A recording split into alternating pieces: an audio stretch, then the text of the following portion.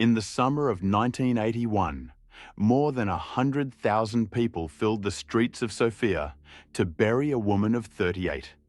In the entire history of modern Bulgaria, only 3 funerals had ever drawn a crowd like it. One was for a king, one was for the founder of the communist state, and the third was for her, the dictator's daughter, who had spent the last years of her life telling anyone who would listen to think of her when she was gone as fire. She was the most powerful woman in the country and one of the strangest.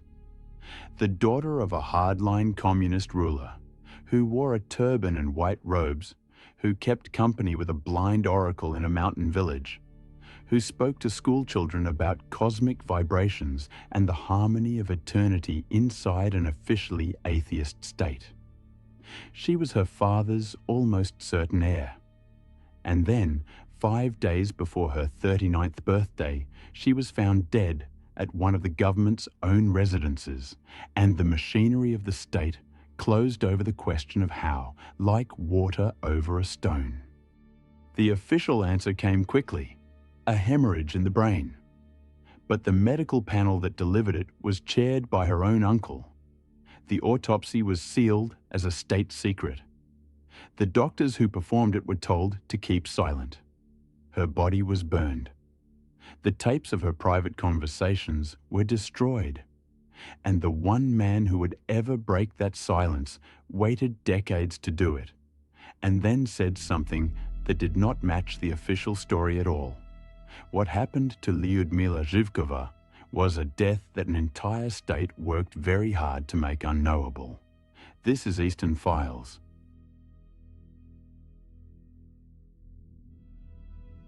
Before any of this, there was the country, and the country was quiet. The People's Republic of Bulgaria was the most loyal satellite the Soviet Union ever had, so obedient that Bulgarians themselves half joked it should simply be admitted as the 16th Soviet Republic. It did not rise up like Hungary, or try to reform itself like Czechoslovakia, or posture for independence like neighbouring Romania. It kept its head down. The newspapers printed what they were handed.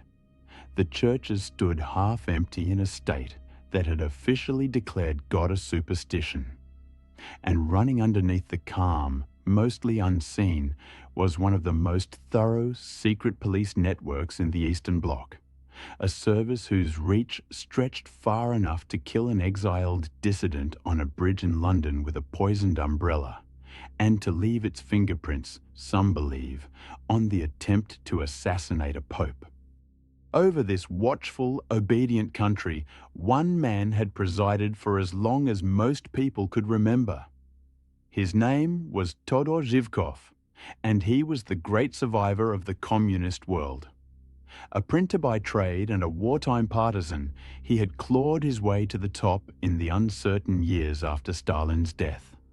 And then he simply refused to leave, outlasting every rival at home and every upheaval in Moscow, until he had ruled Bulgaria for 35 years, longer than any other leader in the Soviet bloc.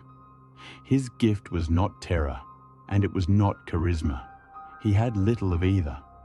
His gift was loyalty. Where other satellite leaders pushed at the edges of what Moscow would permit, Zhivkov never did. He gave the Kremlin everything it asked for, and in exchange it let him rule, year after grey and undramatic year. He was a careful man, suspicious of grand passions, wary even of building too large a cult around himself. And that is what makes the heart of this story so strange, because the one great exception to Todor Zhivkov's cautious, calculating life was his daughter. He lifted her up faster and higher than he lifted anyone, handed her the country's entire cultural life to remake as she pleased, and let her carry his name toward the future. And the watchful old survivor, who had outmaneuvered everyone for 3 decades, seems not to have seen where she was leading him until it was far too late. To understand the death, you first have to understand her.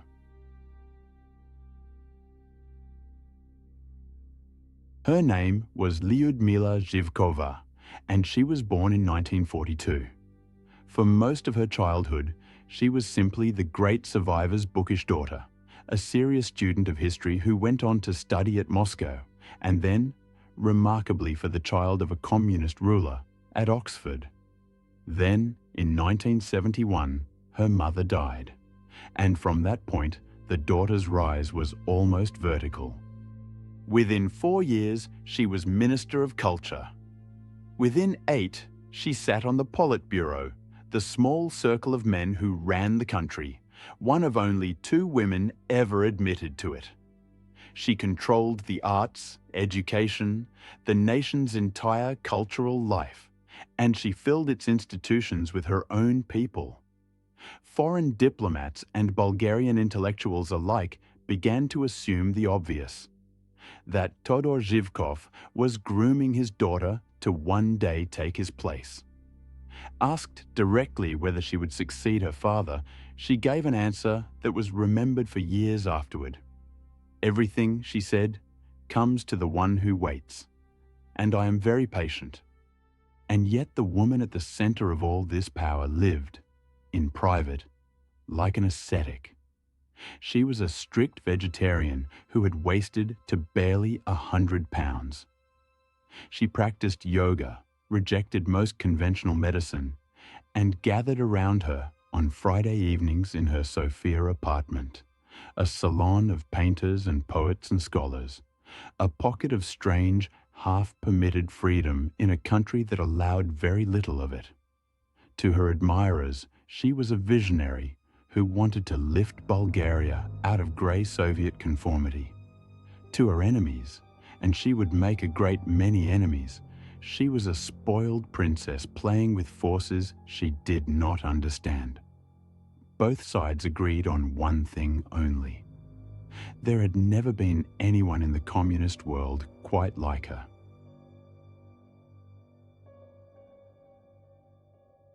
There was a line in her life, a single afternoon, that almost everyone who tells this story comes back to.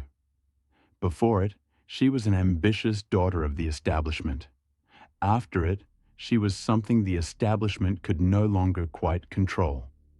In the autumn of 1973, her government car was destroyed in a collision on the road. She was hurrying to see her father off at the airport. Accounts of exactly what hit her differ, and some of them are uneasy. By one telling it was an ordinary car that swerved into her lane. By another, it was a heavy truck whose driver was never traced, with a second crash following on the way to the hospital. What is not in dispute is that the injury was severe. Her secretary, years later, described a centimetre of skull chipped away, lacerations across her face, a nerve behind the eye that never fully recovered. For days, it was not certain she would live. She lived, but the woman who recovered was not the same one who had gotten into the car. She turned away from the state's doctors and toward folk healers and herbal remedies. And she began making pilgrimages to the south of the country, to a blind woman named Vanga.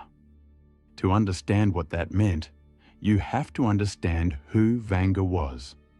As a girl, the story went, she had been carried off by a great storm and found days afterward with her eyes packed full of dust, and she never saw again.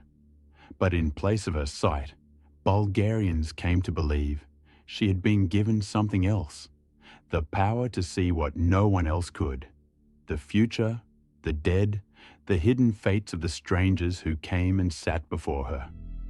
From a small house in the town of Petrish, she became the most famous oracle the Eastern Bloc would ever produce. And those who climbed her hill to ask her their questions ranged from grieving village mothers to generals and government ministers. It was an extraordinary thing to flourish in a communist state, which officially insisted that the supernatural did not exist. Stranger still, The state did not silence her. It studied her, it taxed the visitors who flocked to her, and it sent its own powerful people quietly to her door. And one of the most powerful of them all was now climbing that hill, the daughter of the dictator himself. For the child of an atheist regime founded on scientific materialism, it was the beginning of a long walk in a forbidden direction. And she was not walking quietly. She was about to try to take the whole country with her.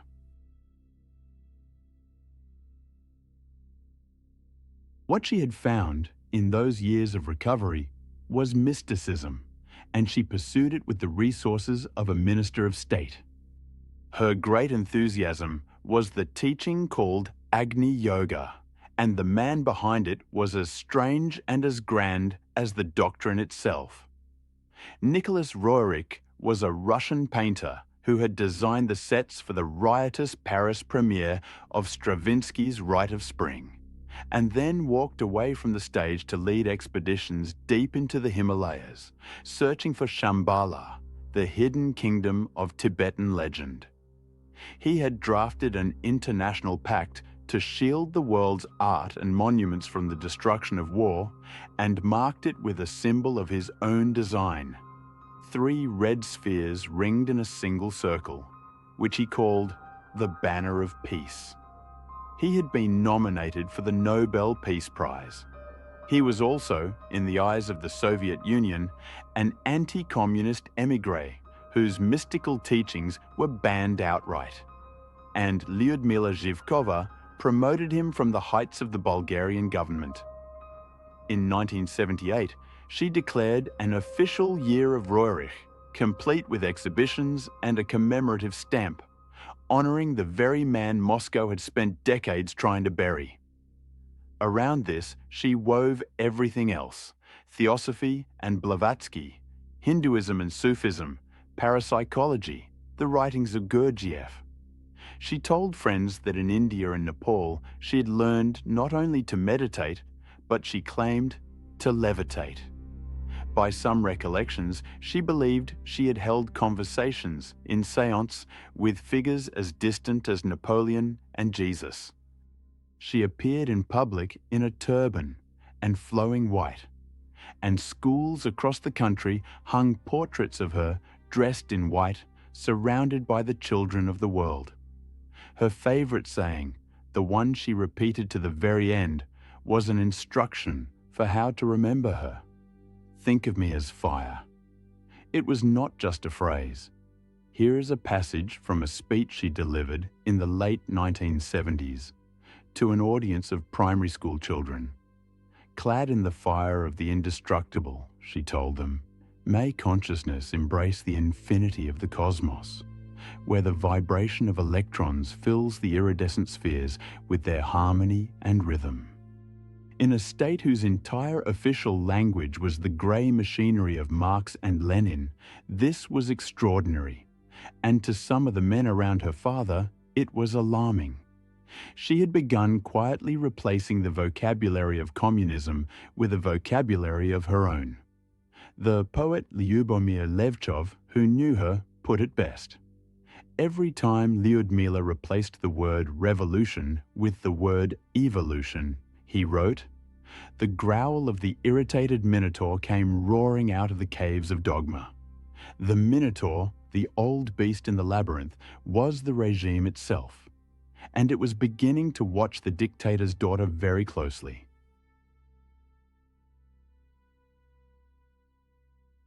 Because the truth was that by the end of the 1970s, Lyudmila Zhivkova had quietly assembled around herself a remarkable collection of powerful enemies. Her largest project was a vision of Bulgaria itself. In 1981, the country would mark 1,300 years since the founding of its first state, and she built the celebration into something close to a national reawakening. She drove the construction of an enormous national palace of culture in the heart of Sofia, a project meant to take 12 years, finished in about 4, and at first it bore her name. She championed the study of the ancient Thracians, casting modern Bulgarians as the heirs of a civilization older than the Slavs, older than Rome. She staged a great international assembly of children under that same banner of peace, the three-circled emblem the painter Roerich had drawn. The message under all of it was unmistakable. Bulgaria was not a young Soviet satellite. It was an ancient and spiritual nation with a soul of its own. Moscow did not like the sound of that at all. The Roerich celebrations, the cultivation of ties to India and the West, the nationalism dressed in mysticism, all of it read from the Kremlin, like a country testing how far it could drift from the embrace of its master.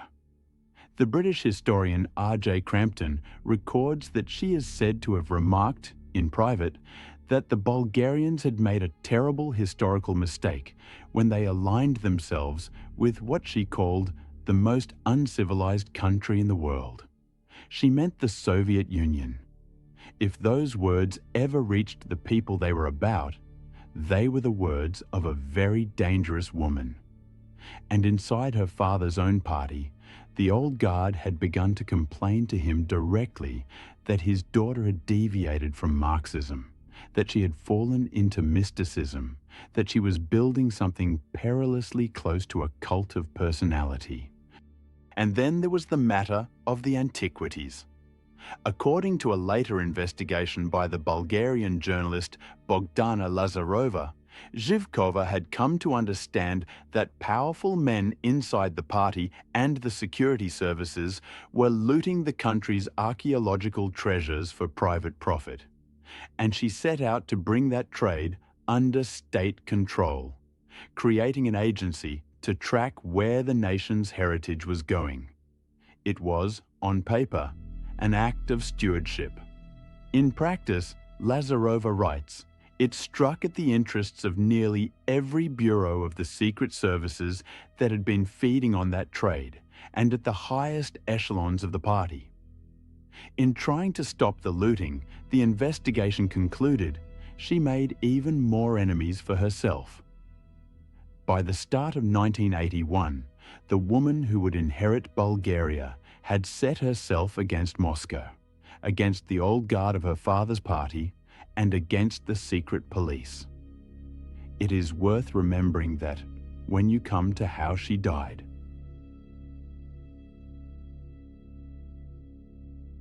Whatever was closing in on her, by the early months of 1981, those around her could see that something was badly wrong. She drove herself through an exhausting final year, determined to see the great anniversary through. She travelled to India, where, at a reception in Delhi, she fainted. She went on to Mexico, and there she became so ill that a government plane was dispatched to carry her home. Friends from this period describe a woman who seemed to be wasting away, paler and thinner even than her severe diet could explain. And some of them describe something stranger, a sense, in her own words, that she had given herself over to her fate. The archaeologist Alexander Fohl, one of her closest collaborators, was among those who later said she spoke in her final weeks as though she knew the end was near. In the first weeks of July, she withdrew to a government residence at the mountain resort of Borovets and shut herself away. And in this same stretch of days, something quiet and final was happening to the record of her life. Her personal archive was being destroyed. The tape recordings of her many private conversations with the oracle Vanga, hours of a dictator's daughter speaking with a woman who claimed to see the future, were being erased.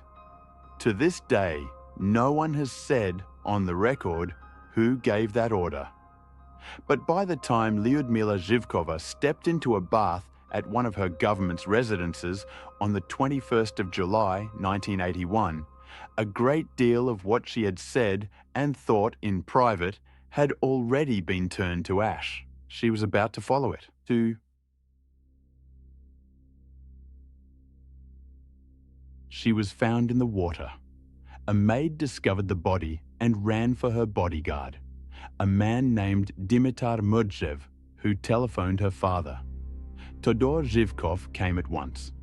The doctors already on the scene told the most powerful man in Bulgaria that he should not go into the room, and he listened to them, and he left.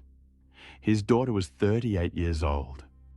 The state moved with a speed and a thoroughness that, in hindsight, is the most telling thing about the whole affair. A medical commission was convened to rule on the cause of death, and it concluded that she had died of a cerebral hemorrhage, a catastrophic bleed in the brain. It was a clean, natural, unanswerable explanation.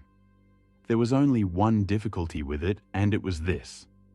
The man who chaired that commission, Professor Atanas Maliv, was Lyudmila Zhivkova's own uncle, her dead mother's brother. The verdict on how the dictator's daughter died was delivered, in other words, by her own family. And then everything around that verdict was sealed shut. The full autopsy report was classified as a state secret and never released, not under communism, and not in the decades of freedom that followed. The doctors who had handled her body were instructed to say nothing. One of them, asked about it years later, gave an answer that has hung over the case ever since. There are certain things, he said, which should not be disclosed for the sake of the memory of the deceased. Her body was cremated, which meant that no one would ever be able to examine it again. The State Security Service quietly warned the people who had known her best, including the poet Levchev and even the old oracle Vanga, not to spread what it called ambiguities. Vanga, it is said, wept at the news and insisted that this time the spirits had given her no warning at all, and then she too was told to keep silent. Even the timeline dissolved into contradiction. The national radio announced her death at midday, while the official certificate recorded the hour of death as 2 o'clock that morning, and the bodyguard's own account places the discovery later still.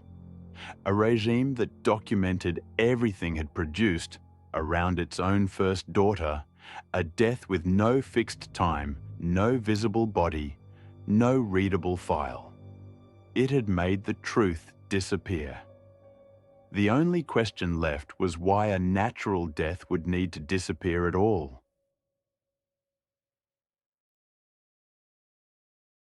For decades, that was where the story stopped. A sealed file, a grieving father, an official cause no one could check.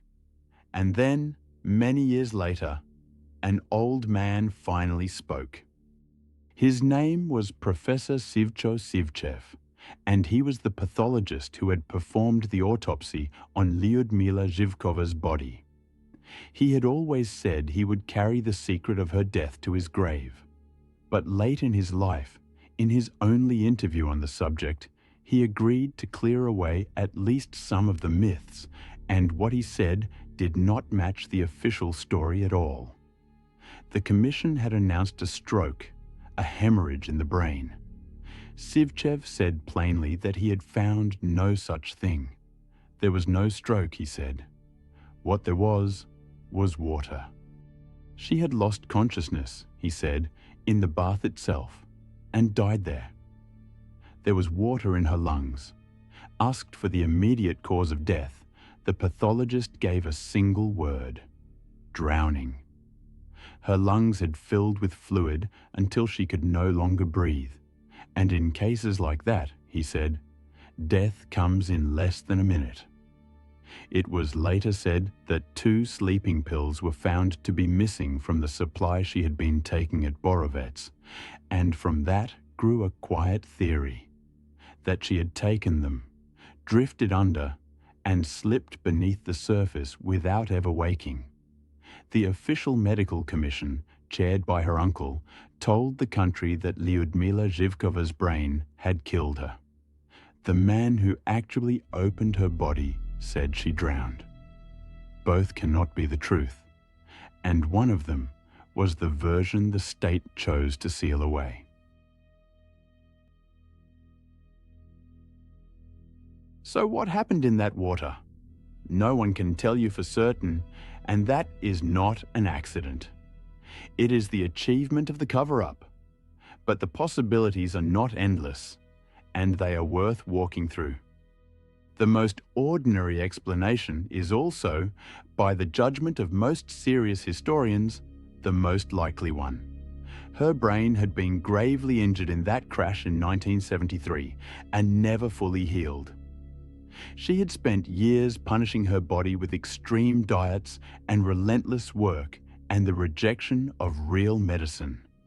A woman that frail, that depleted, might simply have collapsed from a stroke or a faint and gone under. On this reading, the drowning and the brain are not even in conflict. The injury felled her, and the water finished it. And the only crime was a regime too proud and too secretive to admit that its radiant air had wasted away. There is also the gentler, sadder possibility raised by the missing pills that the sedatives and the bath were a fatal accident waiting to happen to an exhausted woman who only wanted to sleep. Then there is the darkest theory of all. From the day she died, there have been those who insisted she was murdered, that Moscow had finally tired of the mystical, nationalist, half-rebellious princess and had her quietly removed. They point to a strange story the poet Levchev told, of a turquoise ring on her finger that was said to have turned white in the weeks before her death, an old folk omen of poison. They point to her many enemies, and she had no shortage of them. But a ring changing colour is folklore, not evidence. No trace of poison was ever found, and after the cremation, none ever could be. The historians who have looked hardest at the idea of a Kremlin assassination set it aside as exactly the kind of story that grows in the dark around a sealed file, where there are no facts left to contradict it. The suspicion is real. The proof has never existed. And there is the theory the state would have found most unbearable of all, suicide. A depressed, declining woman, sleeping pills, a quiet bath. It is possible, but here, for once, we can let someone who actually knew her answer. Her daughter, Evgenia, has spoken about it directly, and she does not believe it. My mother was not a person who could leave us, she said. It was against everything she believed. And she remembered a letter her mother had once written her during some small childhood quarrel. "Do you think," the letter asked, "that a woman who wants to build a banner of peace for the children of the whole world could fail to love her own children? It settles nothing. But it is a daughter's voice, and in a case where the state erased almost every other voice, it deserves to be heard."